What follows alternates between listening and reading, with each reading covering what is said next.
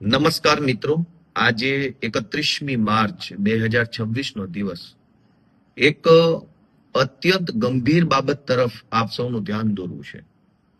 2-3 દિવસ પહેલા છાપામાં એવું છપાયું હતું કે પોલીસે જે ડ્રગ્સ પકડ્યું છે એ ડ્રગ્સ પકડ્યા પછી એનો મુદ્દામાલ જે છે એમાંથી 35% મુદ્દામાલ ગાયબ થઈ ગયો છે.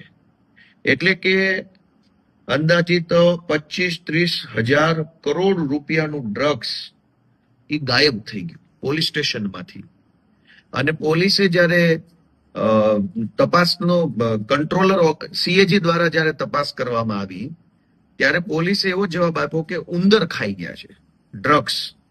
આ છાપામાં લખેલું છે કે 35% પકડાયેલું ડ્રગ્સ ગાયબ થઈ ગયું અને એને ઉંદર ખાઈ ગયા. પછી આજના છાપામાં બીજું આવ્યું છે કે પોલીસે જે અફીણ પકડ્યું હતું, અફીણ પોલીસ સ્ટેશનમાં ઓગળી ગયું. આજના છાપામાં જણાવ્યું છે. જ્યારે અફીણ નાશ કરવાનો પ્રશ્ન આવ્યો, અદાલતે હુકમ કર્યો કે પોલીસે જે કાંઈ અફીણ પકડ્યું છે એને અફીણને નાશ કરી દેવામાં આવે. ત્યારે પકડાયું હતું 38 કિલો અને નાશ કરવામાં આવ્યો માત્ર 2 કિલો. એટલે મોટા ભાગનો અફીણ જે છે એ હવામાં ઓગળી ગયું. અને એનાથી એવું બતાવવામાં આવે છે કે પોલીસ સ્ટેશનની અંદર મુદ્દામાલ જે છે એની ચોરી થઈ રહી છે, વેપાર થઈ રહ્યો છે, અથવા કંઈ પણ એવું થઈ રહ્યું છે કે જે શંકાસ્પદ છે. તો એનો અર્થ એ થયો કે પોલીસ સ્ટેશનોમાં હજારો લીટર દારૂ જે પકડાય છે એ દારૂ પણ પોલીસ વેચી નાખતા હશે, અફીણ પણ વેચી નાખે, ડ્રગ્સ વેચી નાખે. એટલે જ્યારે પકડાય 3 લેવલની ચોરી ચાલે છે. એક અફીણ કે દારૂ કે ડ્રગ્સ કે જે કઈ હોય એ પકડાય ત્યારે 100 કિલો હોય તો એને માત્ર 20 કિલો, 30 કિલો, 40 કિલો જ બતાવવાનું કાગળ ઉપર.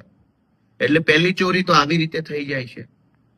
પછી માનો કે 50 કિલો જ કાગળ ઉપર બતાવ્યું 100 માંથી, તો એ 50 કિલો ડ્રગ્સનો જ્યારે નાશ કરવાનો આવે ત્યારે 50 માંથી 10 જ વધ્યું હોય છે.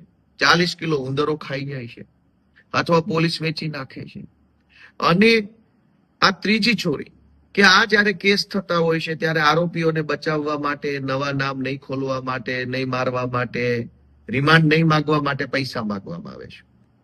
એટલે આ દારૂ, ડ્રગ્સ, અફીણ, ગાંજો આવા પ્રકારના ગંભીર ગુનાઓમાં સતત ચોરી થઈ રહી છે. હવે પોલીસ સ્ટેશનેથી ડ્રગ્સ જો ઉંદર ખાઈ જાય તો માત્ર ડ્રગ્સ પૂરતું નથી, પોલીસ સ્ટેશને પડેલી ગાડીઓના ટાયર પણ ઉંદર ખાઈ જાય છે. સારી મોંઘી ગાડીઓના સીટના કવર પણ ઉંદર ખાઈ જાય છે. ઉંદર ખાઈ જાય છે એનો અર્થ એવો થયો કે વેચાઈ જાય છે ટૂંકમાં. પણ આપણે એવું ના જાહેરમાં બોલાય ઉંદર ખાઈ જાય છે, કેમ કે ગૃહમંત્રી બહુ કડક સ્વભાવના છે, અત્યંત સ્વભાવ એમનો કડક છે. અને આપણા ગૃહમંત્રી કોઈ ગુનેગારને ક્યારેય છોડવામાં માનતા નથી. એટલે આપણે એવું ન કહેવાય કે ચોરી થઈ જાય છે અને પોલીસ વેચી નાખે છે. આપણે એમ કેવું છે ઉંદર ખાઈ જાય છે, 2 પગવાળા કાઉન્સમાં, જેથી કરીને ગૃહમંત્રીનું થોડુંક માન સચવાય. અનેક વાહનો જે પોલીસ સ્ટેશને પડ્યા છે એના કાચ, એની સીટો, એના કવર, એના સ્ટેરિંગ વ્હીલ, એના ટ્યુબ, ટાયર, એન્જિનના મહત્વના પાર્ટ્સ પણ ઉંદર ખાઈ જાય છે. પોલીસ સ્ટેશનોમાં રહેલા અનેક મોબાઈલો પણ ઉંદર ખાઈ જાય છે. આપણે એમ ન કહેવાય કે વેચાઈ જાય છે, ચોરી થઈ જાય છે, ઉંદર ખાઈ જાય છે એમ બોલવાનું. ડ્રગ્સ ઉંદર ખાઈ જાય, દારૂ ઉંદર ખાઈ જાય, અફીણ હવામાં ઓગળી ગયું. કોર્ટે એવું કીધું કે તમે જેટલું અફીણ પકડ્યું છે એટલા અફીણનો નાશ કરો, તો 29 કિલો અફીણ હવામાં ઓગળી ગયું, ઓછું થઈ ગયું. હવે આ બધી ઘટનાઓ બને છે તેમ છતાંય સરકાર જે છે એ તમાશો જોઈ રહી છે.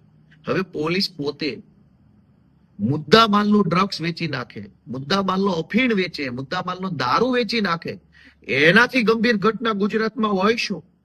બુટલેગરો દારૂ વેચે એ તો ગંભીર બાબત છે, પણ બુટલેગરને દારૂ વેચતા પકડ્યો, એની પાસેથી જે જથ્થો આવ્યો એ સરકારે જમા લીધો ને જમા થયેલો જથ્થો વેચી નાખે તો કેટલી ગંભીર બાબત કહેવાય.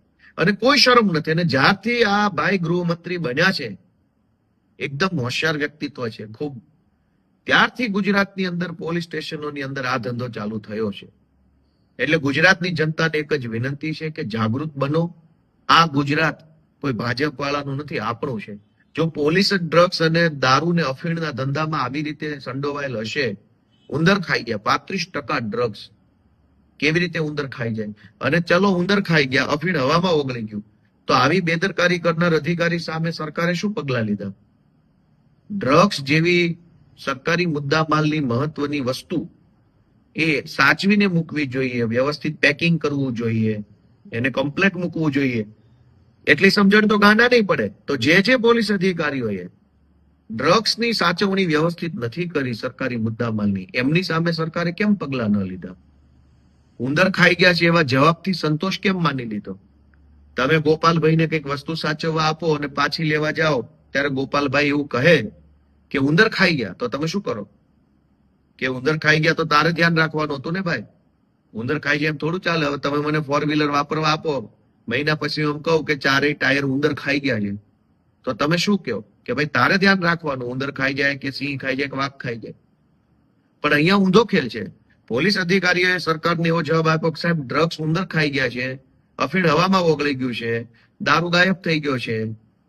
તો સરકારે કીધું કે સારું, કઈ વાંધો નહીં ભાઈ, એવું થયું હોય તો હવે શું કરવાનું? તો દોસ્તો, અત્યંત ગંભીર બાબત છે કે ડ્રગ્સ દારૂ જેવી વસ્તુઓ પોલીસ સ્ટેશન માંથી વેચાય છે, કાઉન્સમાં ઉંદર ખાઈ જાય છે. એ પ્રત્યે લોકો જાગૃત બને એટલી જ વિનંતી છે. રાજનીતિથી ઉપર ઉઠીને આ વિષયને વિચારો. ભાજપ, કોંગ્રેસ, આમ આદમી પાર્ટી વિષય નથી. વિષય એ છે કે પોલીસ પોતે આવા ધંધા કરશે તો ફરિયાદ ક્યાં જઈને કરશું આપણે? એટલે કોઈ પણ પાર્ટીમાં તમે માનતા હો, જરાક આત્માને જગાડીને એટલું પૂછો પોતાની જાતને કે પોલીસ સ્ટેશનોમાંથી ડ્રગ્સ, અફીણ, દારૂ બધું જ ગાયબ થઈ જાય, એ તો કેટલી વ્યાજબી વાત છે અને કેટલો ચિંતાનો વિષય. અને ગૃહમંત્રી આટલા કડક સ્વભાવના છે, છતાંય આટલો દારૂ ને આટલું ડ્રગ્સ, 35% ડ્રગ્સ ગાયબ થઈ ગયું. જો ગૃહમંત્રી કડક ન હોત તો શું થાત? એ પણ વિચારવાનો પ્રશ્ન છે. જય હિન્દ.